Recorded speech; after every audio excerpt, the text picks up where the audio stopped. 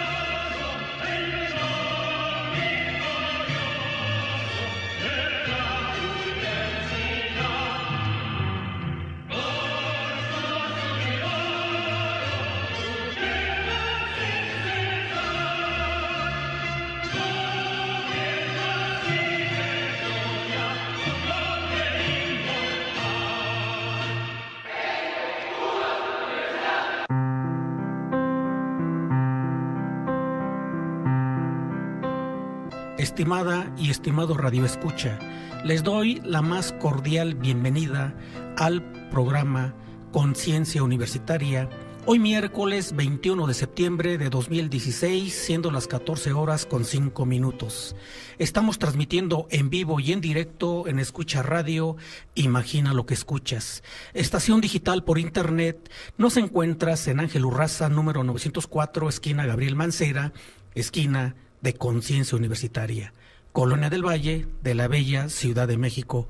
En los controles está Rogelio Guzmán Flores, que le mandamos saludos, y gracias a Antonio Vázbar por proporcionar este espacio para difundir la cultura y el conocimiento. Yo soy Octavio Aristeo López. Tú estás escuchando y estarás escuchando en vivo todos los lunes, miércoles y viernes de 14 a 15 horas. Comunícate conmigo ahora al teléfono 6549-2123. Estamos inmersos en un mundo de mucha información, de mucho conocimiento. Por ello es importante el análisis sintético y sistemático. De ahí que nuestro objetivo es proporcionar información certera y verificable. Ya saben, estimado escucha, soy profesor universitario. Mi misión y tarea sustantiva es la docencia, la investigación y la difusión de la cultura en un contexto autónomo y laico, y mantener informada a la comunidad universitaria y a la sociedad mexicana con principios y valores universales de compromiso, equidad, honestidad, innovación, oportunidad, responsabilidad, transparencia y veracidad. La vez pasada les comenté sobre varios asuntos muy importantes en los cuales muchos se quedaron en la reflexión. Pero mientras les leo algunos mensajes, Mar me comenta: en línea para la clase de hoy, profesor Aristeo. Saludos. Saludos, Mar, y gracias por tu atención. Y toma nota porque aquí se dicen cosas muy importantes y certeras. Pollito dice: saludos, profesor. ¿Cuál será el tema de hoy? Bueno, pienso hablar un poquito del mestizaje, pienso también tocar algunos cuestionamientos sobre el poder ejecutivo, sobre la imagen, sobre los símbolos y también lo que es la dignidad. Y con estos conceptos voy a manejar varios temas, pero relacionados a la dignidad, a la imagen, a los símbolos, al mestizaje, en fin, que es un tema que les llamó mucho la atención en el programa pasado. Dice Amadeo: hola profesor, saludos Amadeo. Emanuel: preparado para la clase de hoy, saludos. Gracias, Emanuel. La gatita: hola, profe, hola, ¿cómo estás? ¿Cómo están todos? Espero que muy bien. Ya saben que el maestro es un apostolado formador de seres humanos tolerantes y creativos. Inicia debates y fomenta la reflexión, estudia los movimientos sociales y fortalece la democracia, porque es parte de la ciencia. La ciencia fortalece la democracia y los dogmas forman dogmáticos que son autoritarios. De ahí que los medios de comunicación impresos en México solo son correos de poder, no informan, solo son maestros de los poderosos, maestros y mensajeros de estos poderosos en el ámbito político y económico. Un ejemplo claro son las notas publicadas que manipulan la información. El poder público ha corrompido a estos medios de comunicación, estimado escuchas, contribuyen a criminalizar los movimientos sociales con mentiras, se convierten en cómplices. Sabemos que cualquier leguleyo puede construir una verdad de acuerdo a sus intereses, plegado de mentiras. Por lo mismo, los delincuentes salen de la cárcel. Recuerdo que por ahí comentaron que diario salen más de 200 delincuentes de la cárcel por el nuevo Código Penal, y los delincuentes de cuello blanco se reproducen y siguen, ahí están, siguen gobernando, quieren soltar el pastel. De aquí la confianza perdida en los funcionarios públicos y en ciertos medios de comunicación impresos, televisivos y radiofónicos. De aquí es el desprestigio que rodea con dinero, porque ellos con dinero compran a personajes de medios de comunicación para conseguir votos y desprestigiar y tratar de fomentar y construir argumentos para justificar sus fechorías. Y por supuesto que esto es construir una imagen para conspirar a veces contra ellos mismos sin que se den cuenta. Sí, estimado escuchas, ellos mismos se conspiran, porque al fin y al cabo, si existe un gobierno que está más allá o fuera de los intereses de la propia sociedad, pues ellos son parte de esa sociedad, pero por dinero, dicen por ahí que por dinero baila el perro. Entonces, ¿por qué sostengo esto? Bueno, la vez pasada les hablé que el mestizaje ya es una ideología de dominación racial muy poderosa, que la ejercemos sin darnos cuenta, ¿sí? Aunque los mexicanos nos proclamamos, sí, como mestizos, en realidad nadie quiere serlo. Nadie quiere ser mestizo, pero criticamos a los mestizos a pesar de que uno es mestizo. Preferimos sacar a relucir nuestros orígenes extranjeros o exhibir nuestros conocimientos cosmopolitas, y nos damos una imagen de gran mundo sin haber salido del cuchitril donde uno vive. Digo cuchitril en relación a que donde vivimos es una especie de cueva, no como la caverna de Platón, no, es una cueva, o sea, ahí vamos y recuperamos nuestra energía y tratamos de que ese lugar sea lo más habitable posible, que sea lo más digno posible, y que tenga también una imagen y símbolos que nos ayuden a fortalecernos como seres humanos y como ciudadanos, porque al fin y al cabo, en el lugar donde nosotros residimos, donde tenemos nuestra vivienda, es lo más preciado y es donde nosotros debemos de cuidar que nadie nos moleste, porque es donde vamos a descansar para recuperarnos de las fuerzas principalmente, y de energía. Y de ahí que vemos que nos da vergüenza ser mestizos y entonces nos queremos jerárquicos y tratamos de huir, ¿sí? Huir de ese mestizaje y despreciamos. Y por supuesto que al huir de ese mestizaje nos despreciamos nosotros mismos. Recuerdo esos libros filosóficos que muchos leen de la otredad y del comprender el otro. Pues es parte de la democracia. De ahí que cuando nosotros decimos o repudiamos ser lo que somos a través del reflejo del otro, pues porque somos acomplejados, resentidos, sí, hipócritas, solitarios, traumados, donde siempre el ser mestizo es ser sospechoso.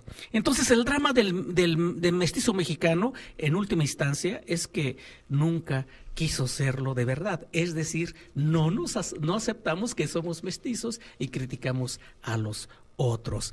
De ahí que la población mexicana ha sido siempre más diversa y menos homogénea. Lo que sí hay en el México de hoy es un alto grado de indefinición racial. Es decir, que sectores muy amplios de la población no saben cuál es su origen étnico o han sido obligados a olvidarlo o a hacerlo invisible. De ahí que el árbol genealógico que muchos construyen para decir que tienen raíces prehispánicas, tienen raíces de abolengo de España, y se construyen apellidos muy sofisticados. Entonces nos damos cuenta que nunca hemos sido mestizos y de que inventamos nuevas maneras de definir nuestras identidades, siempre diversas y plurales. De ahí muchos mexicanos que son criollos dicen, es que yo me da vergüenza haber nacido en México, yo prefiero haber nacido en Francia o en Estados Unidos, para mí es una vergüenza ser mexicano. No es cierto, se están negando ellos mismos, o sea, porque son nacos. Perdón, voy a explicar por qué es el naco. El naco, imaginen ustedes, ¿saben dónde proviene ese concepto de naco? Y que lo utilizamos para discriminar y para tratar de humillar al otro. Proviene de los totonacos. Sí, totonacos. Ellos, cuando señalaban a otro totonaco, le decían naco. Entonces los españoles copiaron esa palabra y se dirigían ya al indígena, al de rasgos indígenas, se referían como nacos. ¿Por qué? Porque así entre los totonacos se llamaban nacos, pero el naco significa cosa bella, cosa hermosa. Pero el naco, ahora lo empleamos por eso ahora lo empleamos exclusivamente a personas con piel morena, rasgos indígenas y de extracción socioeconómica humilde. De ahí que el diccionario hay un diccionario que se llama Mexicanismos, fue escrito en 1959 por Francisco Santamaría, donde ofrece dos conceptos de definiciones de naco, y parte de esas definiciones es su origen. Comenta Francisco Santamaría en su libro Diccionario de Mexicanismos, dice que en Tlaxcala, en Tlaxcala se le dice, el naco es un indio de calzones blancos, y en Guerrero llaman así a los indígenas nativos del estado y por extensión al torpe, ignorante e iletrado. Pues seguiremos siguiendo con estos temas tan interesantes para entendernos nosotros mismos, quiénes somos y en qué sociedad vivimos, para tratar de encontrar esa felicidad y superar nuestros traumas y nuestros rencores. Después de una pausa, regreso con ustedes. No se vayan. Un país donde caben todas las expresiones y todas las posiciones, y en donde mi gobierno, particularmente José Ramón, ha sido respetuoso de quienes le apoyan y de quienes no están a favor del gobierno, de quienes son críticos y de quienes simpatizan con el gobierno. Y voy a procurar abrir espacios para no solo debatir, porque no se trata de abrir un debate, sino de recoger propuestas que nos permitan construir una nueva agenda de cambios que el país necesita. Hay jóvenes viejos y viejos jóvenes, y en estos me ubico yo. Esos jóvenes viejos no se preguntan cuántas viviendas faltan en nuestros países, y a veces ni en su propio país. Hay muchos médicos que no comprenden que la salud se compra y que hay miles y miles y miles de hombres y mujeres en América Latina que no pueden comprar la salud.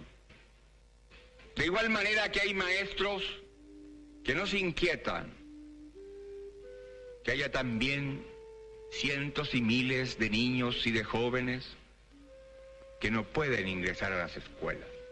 En América Latina hay más de 30 millones de cesantes absolutos y la cifra se eleva por sobre 60 millones, tomando en consideración aquellos que tienen trabajos ocasionales. Para que termine esta realidad brutal, se requiere un profesional comprometido con el cambio social. Se necesitan profesionales que no busquen engordar en los puestos públicos, en las capitales de nuestras patrias. Que la obligación del que estudió aquí es no olvidar que esta es una universidad del Estado, que la pagan los contribuyentes, que la inmensa mayoría de ellos son los trabajadores y que por desgracia en esta universidad y como en las universidades de mi patria, la presencia de hijos de campesinos y de obreros alcanza un bajo nivel todavía. Tiene que entender, y nosotros en Chile le hemos dado un paso trascendente. La base política de mi gobierno está formada por marxistas, por laicos y cristianos. Y respetamos el pensamiento cristiano cuando ese pensamiento cristiano interpreta el verbo de Cristo que echó a los mercaderes del templo. Jugamos una misma actitud y un mismo lenguaje frente a los problemas esenciales del pueblo. Porque un obrero sin trabajo, no importa que sea o no sea marxista, no importa que sea o no sea cristiano, no importa que no tenga ideología política, es un hombre que tiene derecho al trabajo y debemos dárselo nosotros. Vamos a seguir con la clase Conciencia Universitaria. Continuamos.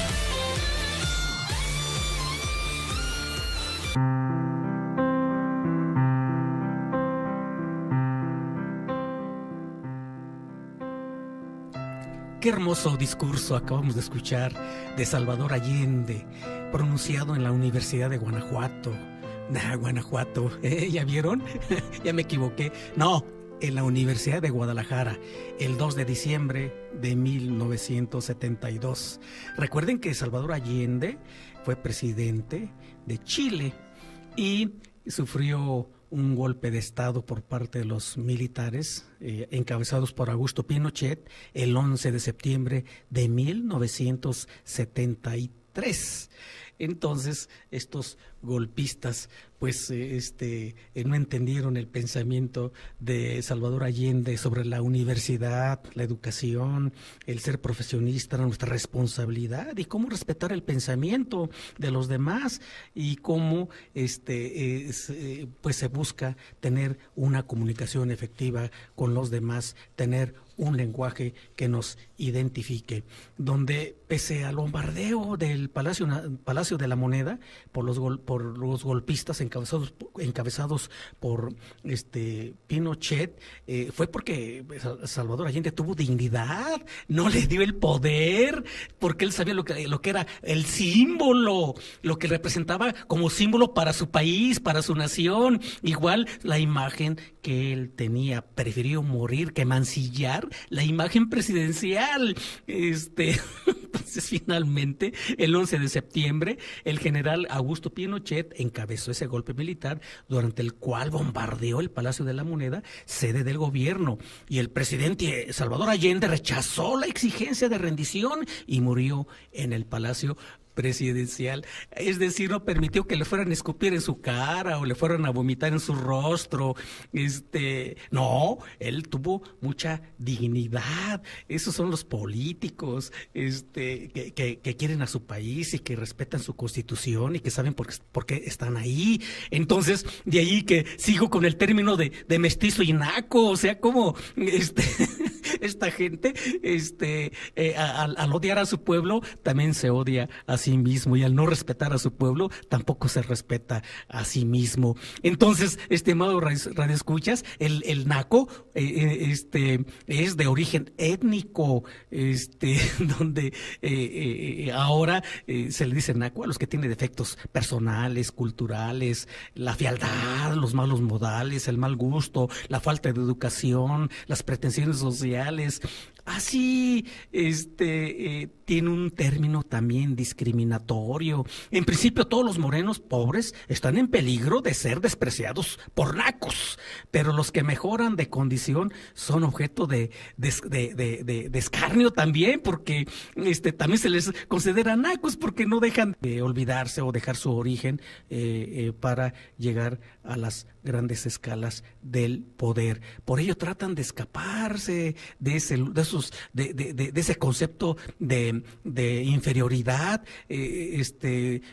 Quieren mejorar su propia condición, entonces se comportan como gente occidental y se olvidan que son mexicanos. Y ahí que el sentido naco se parece también al término cholo, sí, usado por ejemplo, en Perú se utiliza el cholo, también aquí en México se utiliza el cholo, o sea, son dos términos diferentes, porque allá en Perú el cholo se refiere a las personas de origen campesino e indígena, sí, que han emigrado a las ciudades y han prosperado económicamente, escapando de su lugar de origen y tratar de tener una mejor condición social y dejar la marginación. Pero aquí también el cholo tiene esa característica que es un término usado en Perú, pero que también aquí en nuestro país, en Estados Unidos, al cholo se le identifica también como parte de un grupo diferente que tiene sus rasgos indígenas, que viene y que surge de la pobreza. Entonces, cuando empiezo a hablar sobre estos conceptos, no crean, también me traspolo y digo, ay, estoy tratando de hacerme un estudio psiquiátrico o psicoanalítico, ¿no? Porque miren, la vez pasada también les comenté que esta farmacéutica alemana Bayer decía: nosotros no desarrollamos este medicamento para el mercado indio, lo hemos desarrollado para los pacientes occidentales que pueden pagarlos. Entonces, ustedes dirán, ¿indio? No, nosotros no somos indios, estimados radioescuchas, los mexicanos no somos indios, los indios son de la India. Entonces allá se dijo estas palabras para referirse al pueblo indio, al pueblo de la India. Y esto, por supuesto, provocó indignación mundial, y igual en la India causó mucha polémica. Pero vean, cuando decimos un concepto diferente como cholo y como indio en ciertas áreas geográficas, pues el contenido crea confusión porque es diferente. Entonces, como científicos sociales, queremos enfatizar el hecho de que el hombre es hasta el momento el único animal con ciencia. Todas las ciencias sociales, estimados radioescuchas, surgen de este asombro primigenio, ¿sí? El hombre inserto en una realidad espacio-temporal, física, psicológica, lingüística, social, política, siempre cambiante, pero omnipresente a un mismo tiempo. De ahí que si estamos hablando desde el punto de vista filosófico, político, psicológico, es para poder entender el por qué estamos nosotros cargados de símbolos. ¿Y qué es un símbolo? Bueno, un símbolo es el signo que establece una relación de identidad con una realidad. Y además es un concepto que se expresa por medio de ¿cómo les puedo llamar? Donde este concepto tiene una relación de correspondencia de acuerdo con esa realidad, y donde esa realidad se trata de enmarcar en el propio concepto. Para ser un poquito más específico, el símbolo proviene de latín symbolum, Triunfum, que es una representación icónica con la que se busca inspirar ideas y principios de lo que en realidad representa el símbolo, a diferencia del signo. Signo y símbolo son diferentes. Esta diferencia es que el símbolo es una imagen que puede ser aplicado en una función, representa mediante imágenes, algunas veces abstractas, cuál es el propósito de la organización a la que representa. Por ejemplo, el presidente de la República es un símbolo porque representa al pueblo mexicano. Por ello el símbolo indica una cualidad y este símbolo tiene fuerza. Por ejemplo, en los juzgados tienen el martillo de madera y es un símbolo de fuerza, de orden y de arma. Y además es un símbolo para llamar la atención. Igual el símbolo, este símbolo, por ejemplo, es importante para la comunicación social porque nos comunica ¿qué nos comunica? Bueno, nos comunica que es un símbolo de fuerza, de orden y de arma. El símbolo del martillo que está en un juzgado. Ahora, los símbolos patrios son la mejor característica de los símbolos políticos, puesto que simbolizan detalladamente cuáles son los principios y valores morales de la nación. Por ello, el presidente de la República es un símbolo. ¿Por qué? Porque es un símbolo que representa nuestros principios morales como la nación. Así, la cruz como principal símbolo de sacrificio para la humanidad. Es decir, la cruz representa un símbolo de sacrificio. Recuerden también la esvástica, que es un símbolo de dominio y control para los nazis, que utilizó mucho Hitler. Igual la hoz y la calavera es un símbolo de muerte. Y así podemos hablar de diferentes tipos de símbolos. El naco, el criollo, el mestizo, el cholo, es un símbolo, por supuesto. Y están cargados de imágenes. El presidente, por ejemplo, de la República está cargado de imágenes, pero es un símbolo de unidad. Es un símbolo que nos unifica. Y cuando un presidente de la República está en contra de su pueblo y es pisoteado, bueno, entonces allí la imagen está por los suelos. Por supuesto que sus defensores dirán, es que por ahí hay mucho patriotero que está diciendo cosas que no existen. No es cierto, es que esos gobernantes y sus voceros, pues son gente que no tiene dignidad. Y les voy a comentar el por qué es gente que no tiene dignidad. Pero primero quiero que ustedes se lleven el concepto de imagen. ¿Qué es una imagen? Bueno, la imagen es la figura de una persona o cosa captada por el ojo, por un espejo, un aparato óptico o una placa así fotográfica, etcétera. O puede ser también una representación plástica de una persona o de una cosa. Este concepto de imagen tiene su origen en el latín imago y permite describir a la figura, representación, semejanza, aspecto o apariencia de una determinada cosa. Dice la teoría que una imagen es también la representación visual de un elemento que se logra a partir de técnicas enmarcadas en la fotografía, el arte, el diseño, el video u otras disciplinas. Entonces, cuando vemos estas imágenes y le damos un contenido religioso o sagrado, son aquellas estatuas, pinturas o efigies inspiradas en divinidades o santos. Esa es una imagen, adorador de imágenes, ¿no? Es lo que comentan muchas personas. Pero para seguir y tengamos más tiempo de hablar sobre la imagen, voy a un corte y regreso en un momento. No se vayan. El Estado y gobierno son dos conceptos diferentes que al confundirlos provoca confusión académica y en el conocimiento de la realidad social y política. En la ambigüedad de estos conceptos tiene un fin político que daña la vida democrática de México. El artículo 3 de la Constitución Política de los Estados Unidos Mexicanos vigente señala, considerando la democracia no solamente como una estructura jurídica y un régimen político, sino como un sistema de vida fundado en el constante mejoramiento económico, social y cultural del pueblo. termino la cita. Por consiguiente, el gobierno, en su concepto más general, es el poder ejecutivo, el poder legislativo y el poder judicial. De acuerdo a la relación de estos tres poderes, es la forma de gobierno.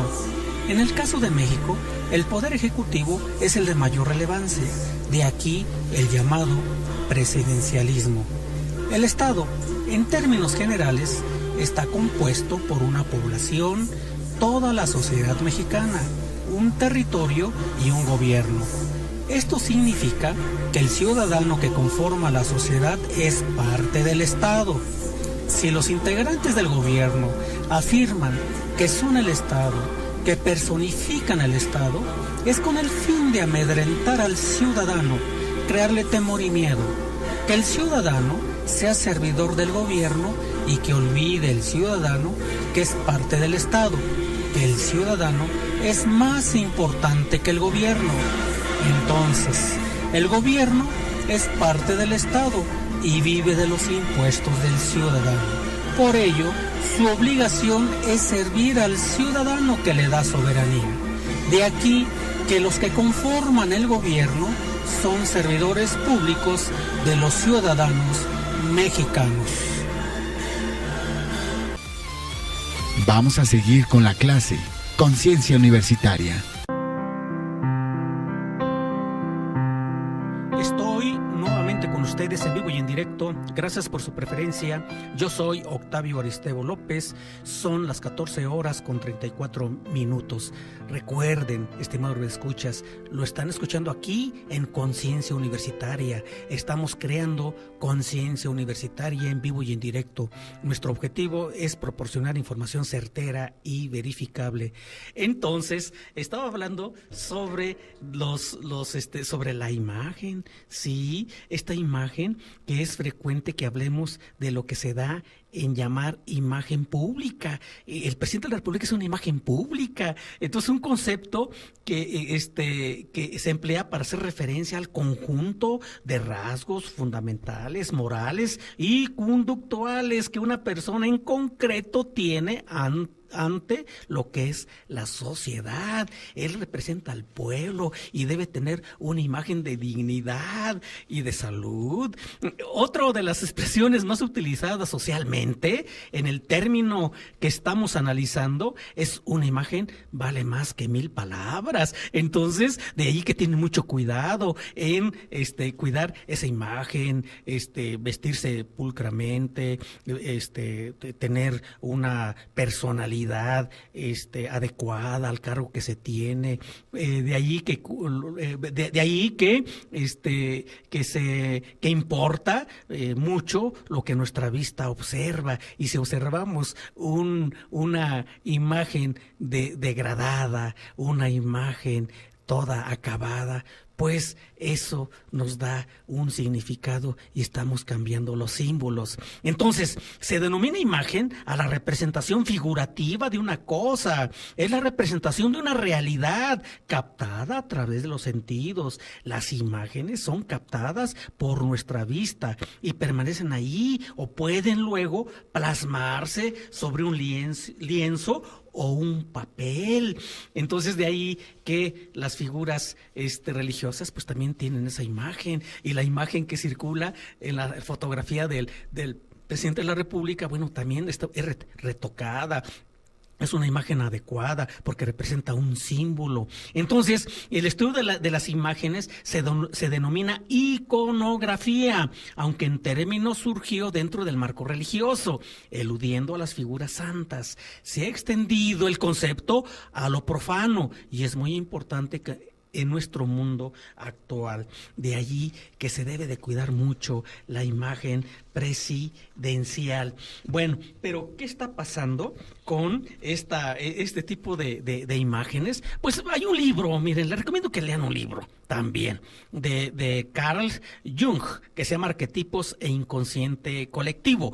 Él nos habla, por ejemplo, que quien mira en el espejo del inconsciente ve ante todo su propia imagen.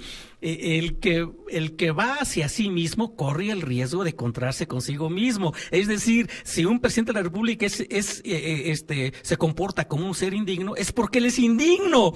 Pero aquí el problema es que ese reflejo, que es un espejo, pues se da al exterior y se da también con los otros ciudadanos, en el cual se le pierde el respeto. Si al mexicano en Estados Unidos o en Europa a veces es denigrado, pues ahora es más cuando la imagen presidencial y el símbolo presidencial pues está degradado. Entonces, cuando hablamos de que el espejo no favorece, muestra con fidelidad la figura, a que con él se mira, nos hace ver ese rostro que nunca mostramos al mundo, porque lo cubrimos con la persona, la máscara del actor, pero el espejo está detrás de la máscara y muestra el verdadero rostro.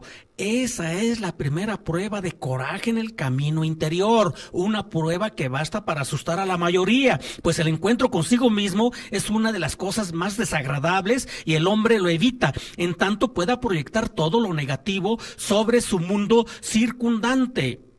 Si uno está en situación de ver su propia sombra y soportar el saber que tiene, solo se ha cumplido una pequeña parte de la tarea. Al menos se ha trascendido lo inconsciente personal. Pero la sombra es una parte viviente de la personalidad y quiere entonces vivir de alguna forma. No es posible rechazarla ni esquivarla inofensivamente. Este problema es extraordinariamente grave, pues no solo pone en juego al hombre todo, sino que también le recuerda al mismo tiempo su desamparo y su impotencia. Eso es lo que dice Jung en el arquetipo del inconsciente colectivo.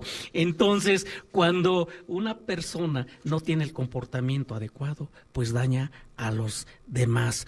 Y recuerdo, Mauro, de escuchas, un hecho histórico, una famosa foto tomada durante el podio de los Juegos Olímpicos en México en 1968, en las que aparecen los atletas norteamericanos Tommy Smith y John Carlos, descalzos con la cabeza agachada y el puño alzado envuelto en un guante negro.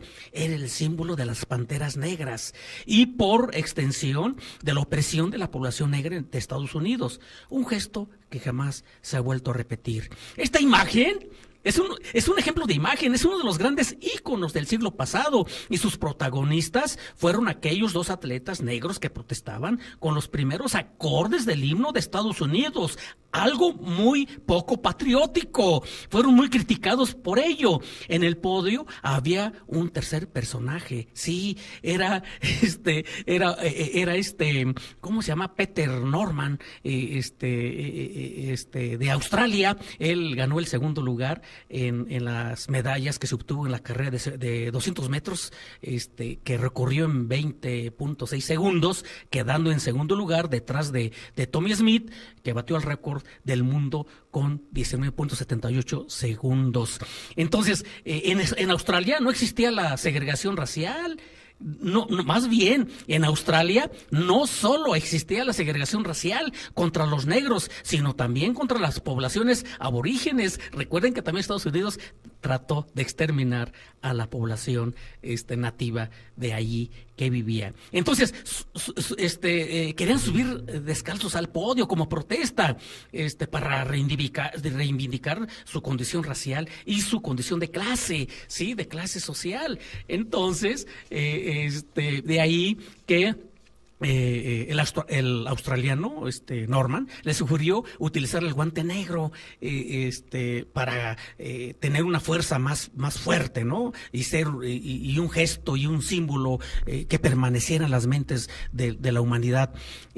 Pero adivinen qué, no tenían los dos pares de guantes, nada más tenían un par. Entonces desistieron, dijeron, no nos vamos a poner los dos guantes, no tenemos guantes, y Smith, y bueno, el australiano les dijo que se pusieron un guante cada uno, un guante negro. De ahí que Smith levanta el brazo derecho. Si ustedes se ven la foto, van a ver a Smith levantando el brazo derecho y Carlos el lado izquierdo. Pero es porque nada más tenían un par de guantes, o sea, no tenían los dos pares. Entonces se repartieron los guantes y de allí el brazo del lado derecho y el brazo del lado izquierdo. Esto fue un gesto reivindicativo. La foto fue la primera plana en todos los diarios del mundo. Todo pasó a un segundo plano y se habló del racismo, de segregación, de apartheid y de discriminación. Los dos velocistas negros fueron expulsados inmediatamente del equipo olímpico norteamericano, fueron amenazados de muerte para hinchar los pechos de patriotismo.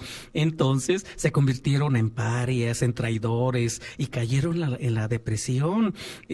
Pero ahí demostramos, Mauro, escuchas, si tú tienes dignidad, vas a caer en dos ámbitos, en la gloria o en el ostracismo, ¿sí? Entonces todo depende de un gesto, de un instante, de una fracción minúscula para tratar de llegar a de llegar a crearte la gloria o crearte el desprecio por no tener cuidado en cuidar la imagen y los símbolos o tratar de tener dignidad. ¿Pero qué es dignidad? ¿A qué se refiere el profesor con dignidad? Me preguntan. ¿Cómo? ¿Qué es eso? Porque ahora ya en lugar de dignidad dicen es mejor el dinero que tu dignidad. Bueno, la dignidad es una cualidad del que se hace valer como persona, se comporta con responsabilidad, seriedad y con respeto a sí mismo y hacia los demás y no deja que lo humillen ni degraden. Eso es ser digno, estimado radioescuchas. Nunca pierdan esa dignidad. Porque entonces si pierdes esa dignidad, pierden el respeto. Y si representas a un pueblo y no tienes dignidad, entonces ese pueblo no tiene dignidad. Y donde quiera que vaya, los van a tratar en forma indigna. De ahí que, de latín, dignitas, la dignidad es la cualidad de digno. Entonces la dignidad está relacionada con la excelencia, por el comportamiento, es una acción honrosa. La dignidad es una cualidad humana que depende de la racionalidad. El ser humano está capacitado para cambiar su vida a partir del libre albedrío y del ejercicio de la libertad individual, mejorar su situación. La libertad es posible a través de la educación, que permite que las personas tomen decisiones en base al conocimiento y haciendo uso de la plenitud de su inteligencia, estimado radioescuchas. Entonces, cuando no entendemos esta parte de dignidad, pues estamos un poquito mal capacitados y mal informados y nuestra formación es defectuosa. Y además recuerden que el Poder Ejecutivo está enmarcado en la Constitución. El artículo 80 señala que se deposita el ejercicio del Poder Supremo Ejecutivo de la Unión en un solo individuo que se denomina Presidente de los Estados Unidos Mexicanos y que se elige en forma directa, por medio de una elección directa. En Estados Unidos se elige a su presidente en una elección indirecta, que es la gran diferencia. Entonces, el presidente de la República solo es renunciable por causa grave que calificará el Congreso de la Unión ante el que se presentará la renuncia. Además, el presidente de la República protesta guardar ante el Congreso o la Comisión Permanente, protesta guardar la Constitución Política de los Estados Unidos Mexicanos. De ahí que ustedes dirán, es que pobrecito presidente de la República. No es cierto, tiene facultades y obligaciones el presidente de la República. Entre ellas es promulgar y ejecutar leyes, nombrar y remover libremente a sus colaboradores. También ahí nombra con aprobación del Senado a los embajadores, cónsules, generales, empleados superiores de Hacienda. Nombra con aprobación del Senado los coroneles y demás oficiales superiores del Ejército, Armada y Fuerzas Armadas Nacionales. Nombra a los demás oficiales del Ejército, Armada y Fuerzas Aéreas Nacionales. preserva la seguridad nacional en los términos de la ley respectiva y dispone de la totalidad de las Fuerzas Armadas permanentes, o sea, del Ejército, de la Armada y de las Fuerzas Aéreas para la seguridad interior y defensa exterior de la Federación. Por ello, es el comandante general supremo de las Fuerzas Armadas, tiene una gran responsabilidad y él puede declarar la guerra en nombre de los Estados Unidos mexicanos, previa ley del Congreso de la Unión, por supuesto, dirigir la política exterior, en fin, existen diferentes temas en los cuales que desarrolla un presidente de la República. Pues es tan interesante todo esto que estamos creando conciencia universitaria con información certera y verificable. No se vayan, regresamos en unos momentos.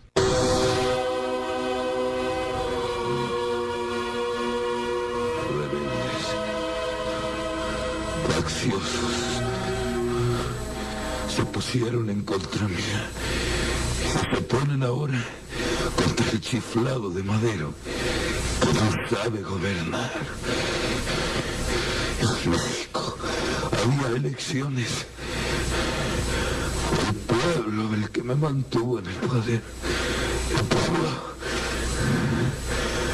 Goberné con la Constitución de 1857. Con las leyes de reforma. Solo en la apariencia, general. Solo en la apariencia.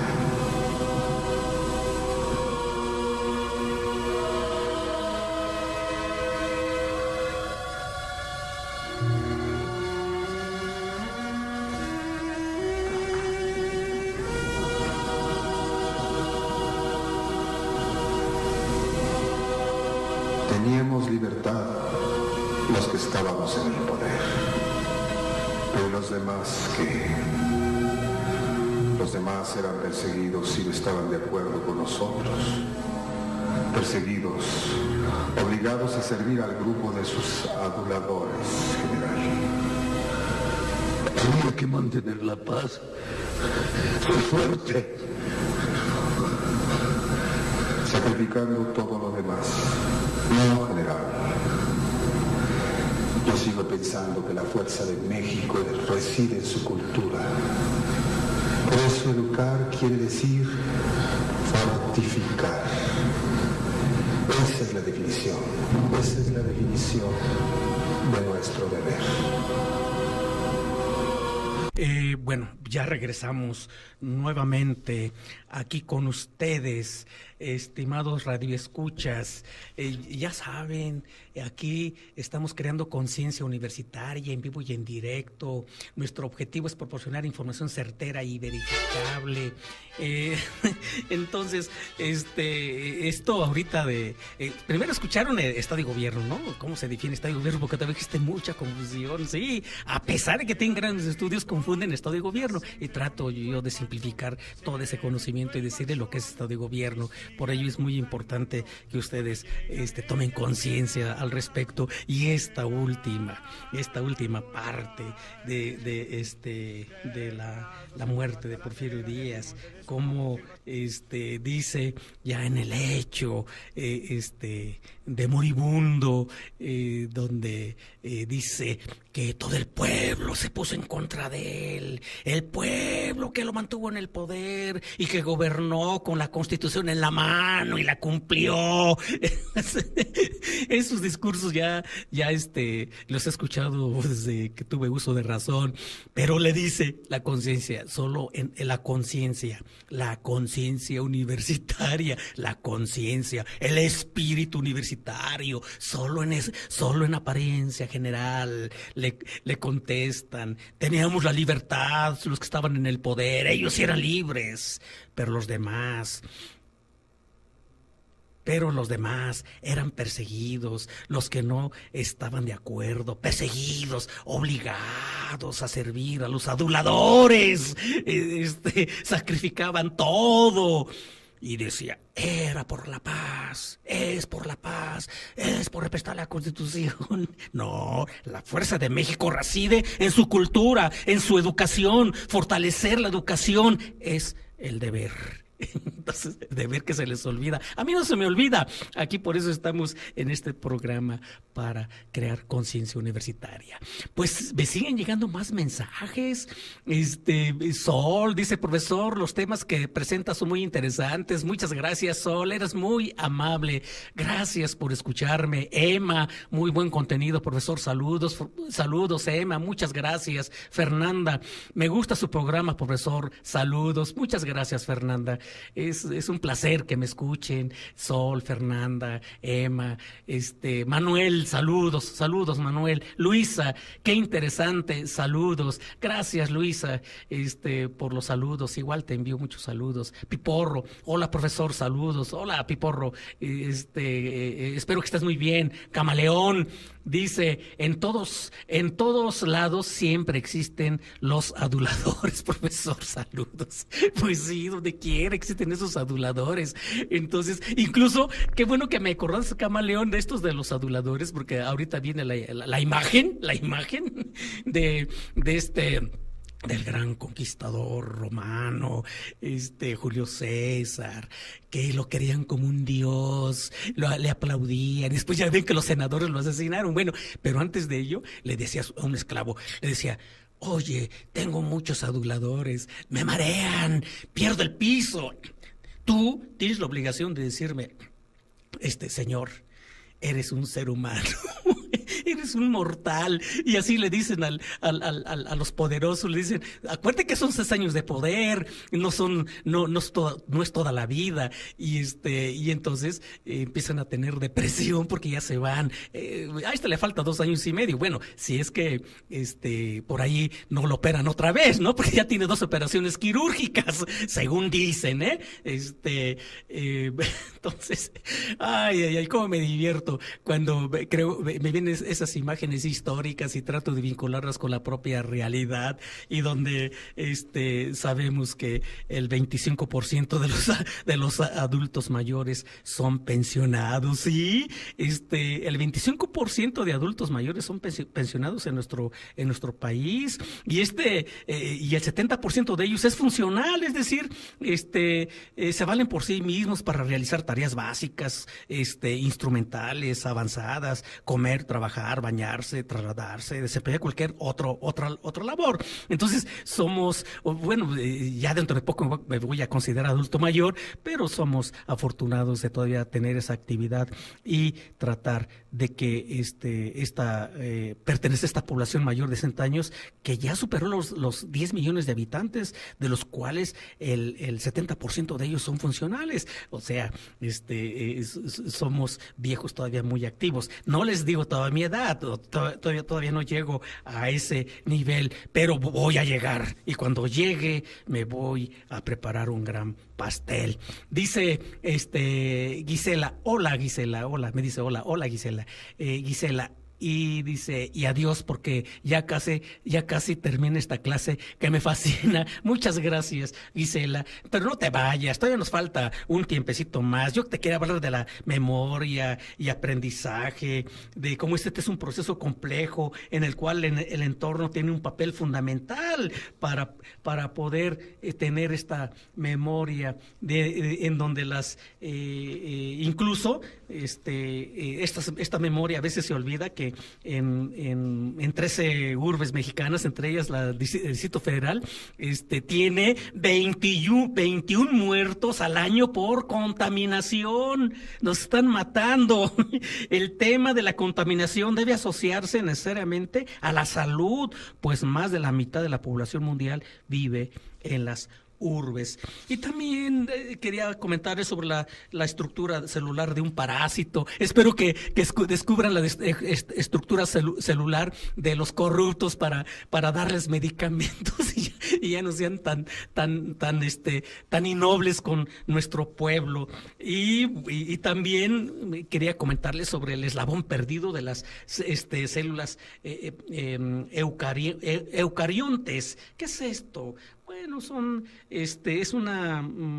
células que guardan información genética dentro del núcleo y forman todas las algas, plantas y animales, entre ellos los humanos. Por ello, los biólogos evolucionistas han debatido cómo era la célula original, aquella que dio vida y estructura a la eficiente maquinaria que hoy nos forma como seres humanos. Espero que se descubra y ver dónde salen estos corruptos o estas gentes asesinas que hacen todo lo posible para gobernar y sentirse poderosos, y lo que más les importa es el dinero y el poder y no servir a la sociedad. Esperemos que los científicos descubran medicamento en contra de toda esta gente. Bueno, pues es hermoso seguir platicando con ustedes, pero como dice Gisela, pues ya se está terminando el programa. Dice que la clase le fascina. Bueno, pues el próximo viernes voy a estar aquí. Gisela dice, todavía no me voy, siempre me espero hasta que termine el programa. Bueno, y recuerda que también existe un poema hermoso que todos los poemas son de autonomía. Las demás personas pues me presta su voz. Entonces, pero te recomiendo también escuchar el poema. Son hermosos, maravillosos. Entonces, pues, estimados radioescuchas, estamos creando conciencia universitaria.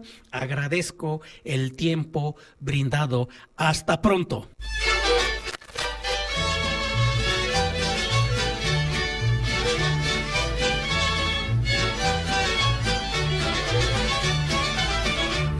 Esas tierras del rincón las sembré con un buey pando, se me reventó el barzón y sigue la yunta andando. Cuando llega a media tierra, el arado iba enterrado, se enterró hasta la telera, el timón se deshojó, el bastón se iba trozando, el yugo se iba pandeando, el sembrador me iba hablando y yo le dije al sembrador, no me hablé con nadie arando. Se me reventó el barzón y sigue la yunta andando.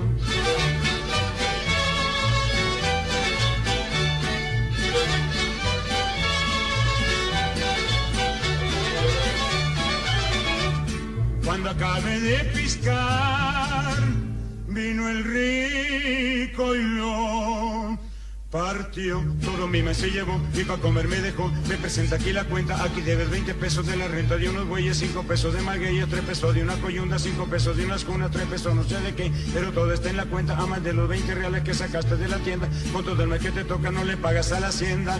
Ahora vete a trabajar pa' que sigas abonando. No me quedé pensando, haciendo un cigarro de hoja que el patrón sin vergüenza todo mi maíz se llevó para su maldita troca. Se me reventó el barzón y siempre la yunta andando.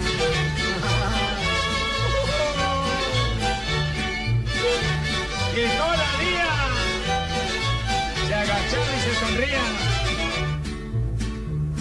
Cuando llegué a mi casita, me decía mi prenda amada, ¿dónde el mes que te tocó? Le respondí yo muy triste, el patrón se lo llevó por lo que debe en la hacienda, pero me dijo el patrón que contara con la tierra. Ahora voy a trabajar para seguirle abonando 20 pesos 10 centavos, son los que salgo restando. Me decía mi prenda amada, no trabajes con ese hombre, hermano, me está robando. Déjate ya de ejercicio, no vendas y confesiones, que no ves a tu familia, que ella no tiene calzones, ni yo tengo ya faldilla, ni tú tienes pantalones, mejor véndete agrarista. Anda con el comité, que te apunten en la lista, que no ves a mi compadre, a su hermano y a su yerno, están sembrando muy a gusto tierras que les dio el gobierno. Se me reventó el barzón y siempre la yunta andando. Ya no puedo amar. Vienes cuando la luna surge en el cielo, momento que las canas cubren mis cejas. Oh Dios, te deslizas por el lecho rosa y toco la Vía Láctea, rodeada de flores. Observo en tus ojos recuerdos perdidos, pensamientos que en el rostro reflejas. Los tiempos vuelan en cada sonido, junto al viento platican perplejas. De noche veo tu brillo en el horizonte, semejante a los colores del arco iris. Tu figura culebrea sobre la plata del agua, el río y el viento retosan en tus labios. Mar embravecido y encendido escucho rugir, mas no me fío cuando te escucho sollozar. Uno muere y el mundo sigue vivo, se mueve. Lloro a los ojos vencidos de amor. Cuerpo amontonado logra respirar, dispersa en medio tristeza y soledad. Al giro de los ojos logra murmurar, así sobrevive en la edad del tiempo. Enamorada, ardiente, quemas mi cuerpo, la tierra, aunque tu boca sea de azúcar y tus pechos de manzana, terminó contigo. Busco refugio antes que llegue la muerte. Está en el espacio del sueño inmóvil, en un espacio corto como muerto. Escucho las pláticas del viento. No entiendo palabras vacías y huecas. Ya no puedo amar. Estas cosas cansan. Dios borre mis huellas y tú no me olvides. De las mujeres huyo hasta que una valga.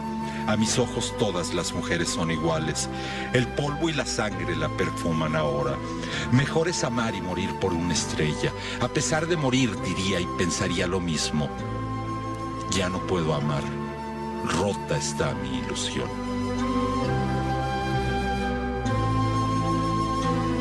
Octavio Aristeo López.